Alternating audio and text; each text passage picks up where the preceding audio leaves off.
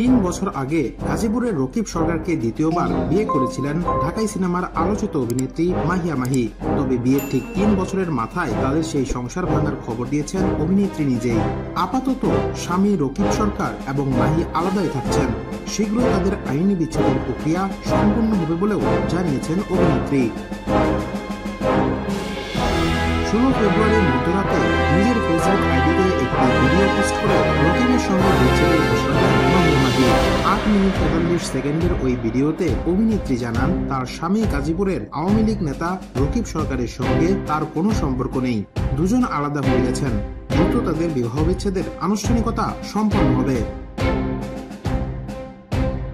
তবে কিছুদিন আগে মাহির স্বামী রকিব সরকার একটি গণমাধ্যমকে বলেছেন তিনি মাহির সঙ্গে সংসার করতে চান।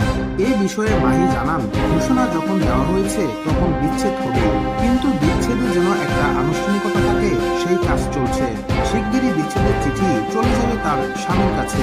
তবে রকিবের কাছে ফেরার প্রশ্নে মাহি বলেন শুধু এই বিচ্ছেদ নিয়ে নয়, আমি যখন কোনো সিদ্ধান্ত নিই অনেক সময় নিয়ে যাচাই বাছাই করে সিদ্ধান্ত নিয়ে থাকি। অনেকদিন পর্যবেক্ষণ করে জেনে বুঝে এই সিদ্ধান্ত নিয়েছি, তার সঙ্গে এক ছাদের নিচে আর ফিরব না।